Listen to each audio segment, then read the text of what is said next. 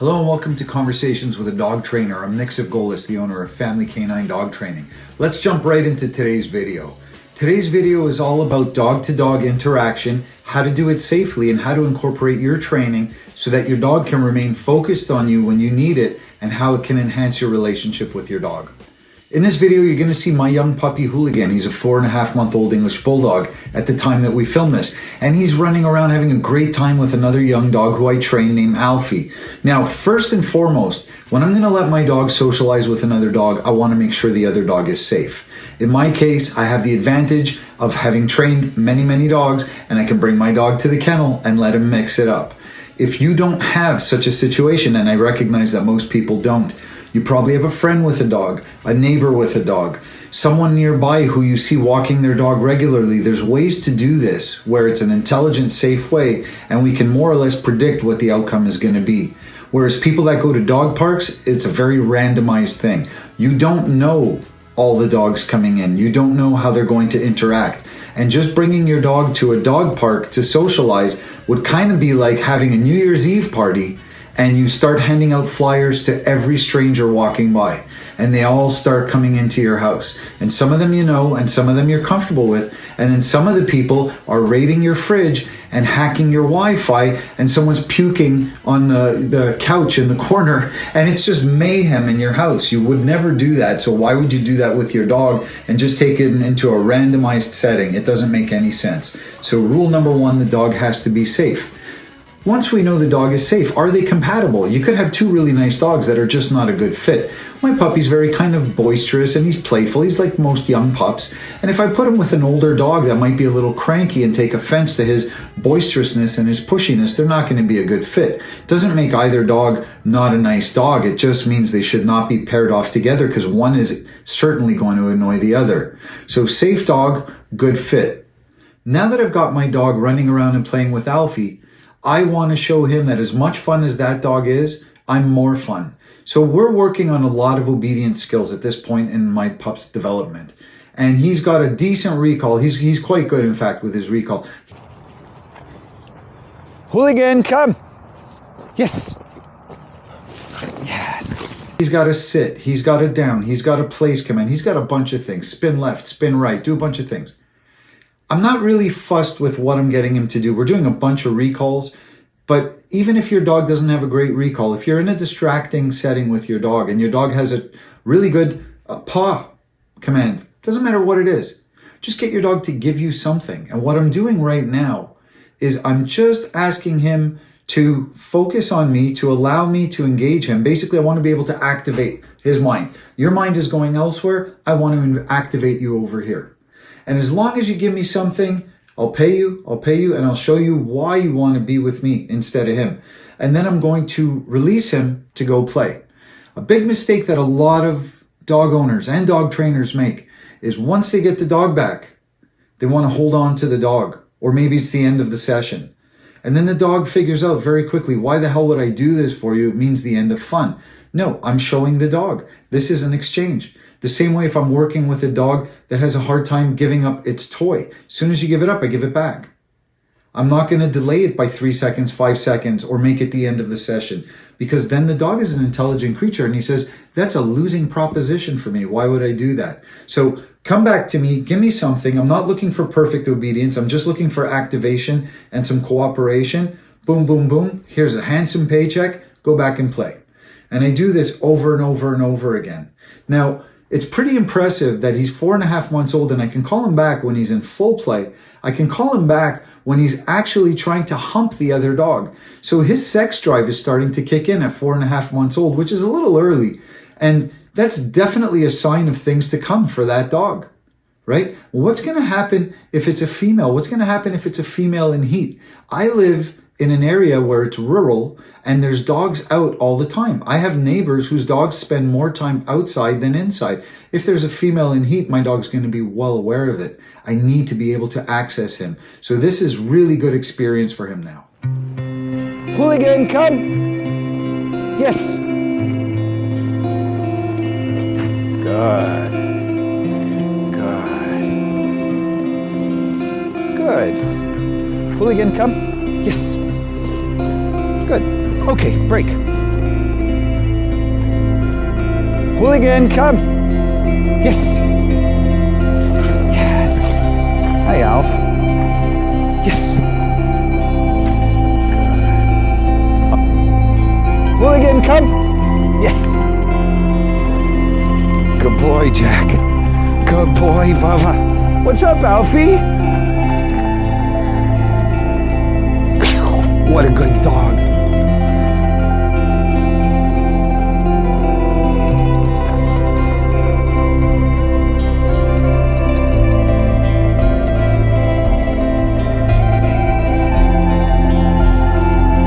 What? Hooligan, tone it down, man. Hormones.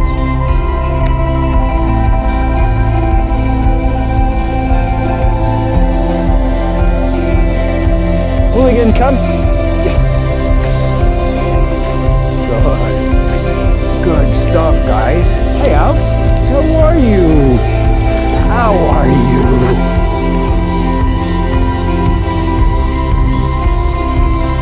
Go, go, go, go, go.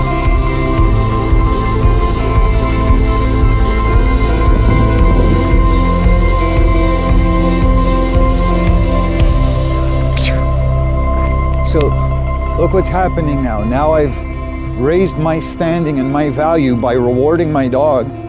And as much as he wanders off, he's aware of me even without me calling him.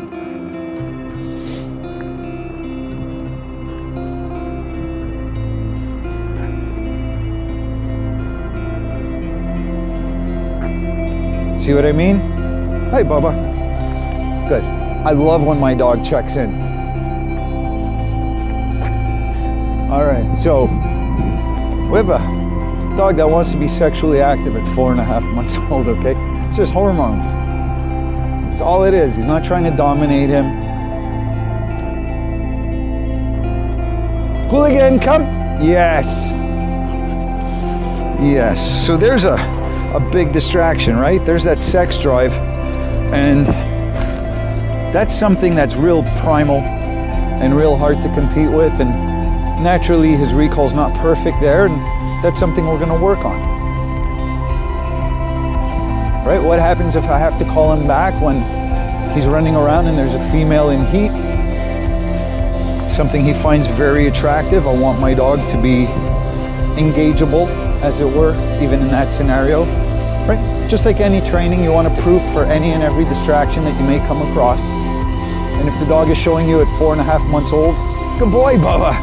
Good boy. Well. What? Go, go.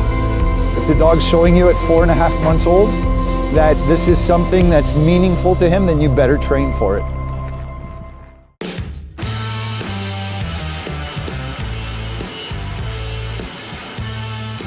Now, going back to what I said before, if I'm going to socialize my dog, because I do like for my dog to be social, it's only with safe dogs.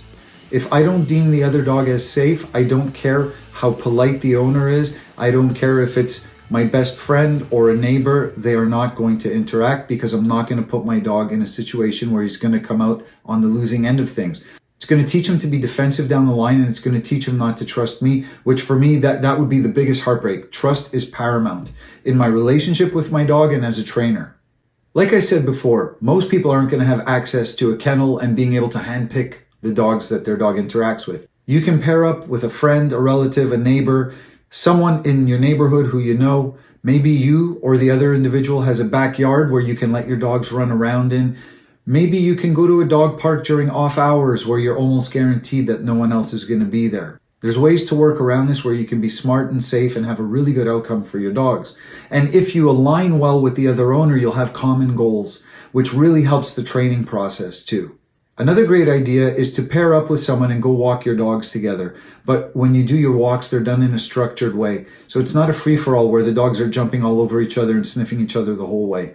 I do this with my clients all the time. I do this with clients that are coming to see me for obedience training. I do this with clients of reactive dogs. I do this with clients that have dog-aggressive dogs. And what we're teaching the dogs, it doesn't matter what the issue is, whether they want to run and charge the other dog to play, whether they just have big reactions, bark, bark, bark, bark, bark, whether they want to attack the other dogs. You will ignore the other dog and you will focus on what we ask you to do. And if it is a friendly dog, then eventually we're going to reward it. Yes, go say hi, go play. And then when we need you, be ready. We're going to activate you again. So I always talk about on, off, on, off, on, off. The on, off switch is key for me in training. This is what I'm trying to do. I need your attention. Go play. Need your attention.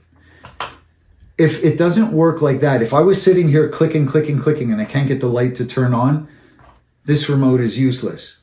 Or the light bulb is dead. Or there's a failure in the system somewhere. If I can't get the dog to focus when I need it, there's a failure somewhere, okay? And the failure is here. It's not the dog, it's us. We take responsibility for the dog's behavior. The same way I take credit for my dog's behavior. I take great pride in showing you my young puppy that I can recall at 4.5 months old while he's in the middle of wild play with another young puppy. That says something about my skills as a dog trainer. If my dog doesn't perform, I don't look at him and go, well, he's a bulldog, or he's stubborn, or he's being a little such and such today. I'm missing something somewhere and I have to go back to the drawing board and figure it out.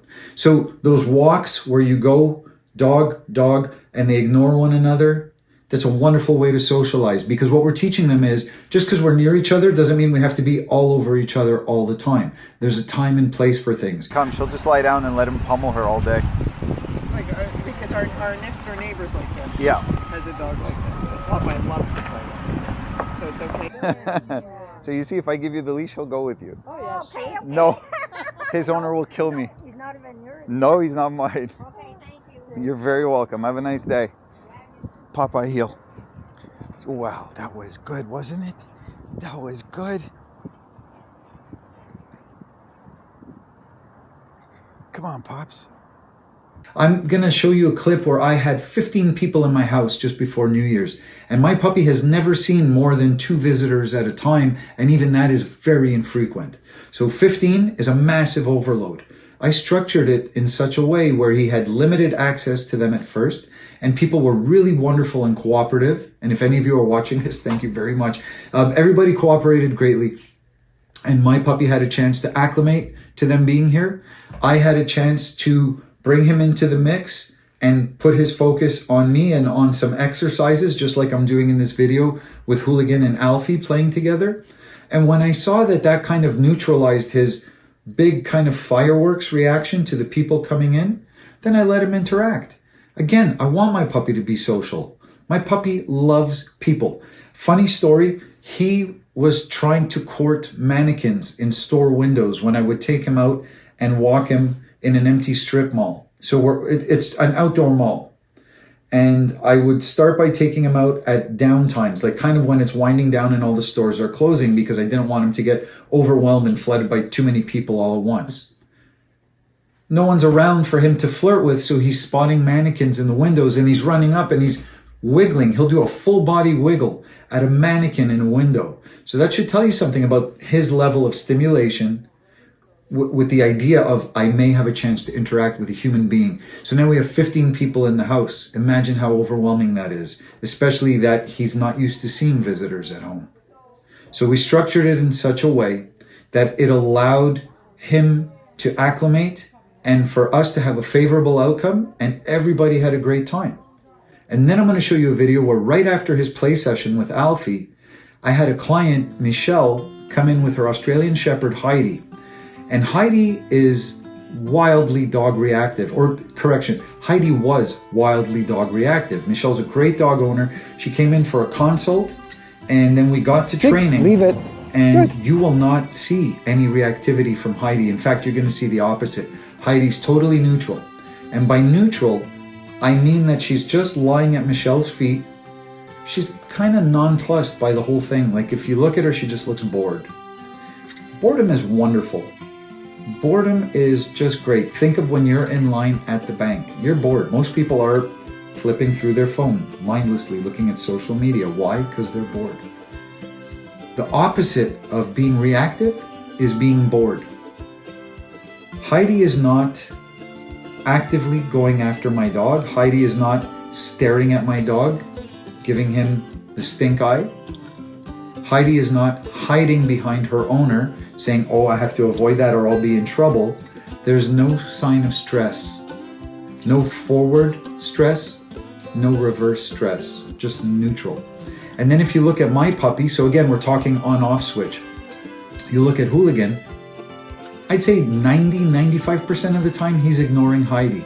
Then every so often his colors, his true colors come out, and he looks at the dog and he does a little flirt, a little something to say, hey, come on, you really want to get to know me. I'm a lot of fun.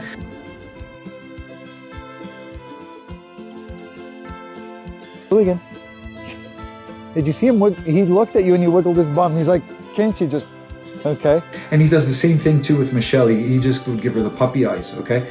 But I could just ask him to leave it. I could call him to me. I could do a bunch of different things, and I can activate my dog on, off, on, off, on, off. So both of these dogs in this scenario, if we left them to their own devices, would try to interact for different reasons. Heidi would want to chase my dog away. My dog would want to run and instigate play with Heidi or Michelle, and ideally both. That would be just a home run for him. Okay. It's been Leave it. to see behaviors she had before dog park days. Yeah. Back in the country. Yeah. Mom's dog and stuff. Yes. It's been so nice to see that behavior come back, where she just wants to have a good time and she wants to come back. So, dog-to-dog interaction should be done in a controlled way, should be done in a safe way and in a smart way, so that the dogs can socialize and have a good time, and at the same time it doesn't go into overdrive and doesn't go too far. And the same thing with dog-to-human interaction, and I'll do a separate video on this at a later date, but it's the same basic concept, and then there's some differences in the execution. Until next time, I'm Nick Zivgolis from Family Canine Dog Training, and this has been a conversation with a dog trainer. Have fun training your dogs. I'll talk to you soon.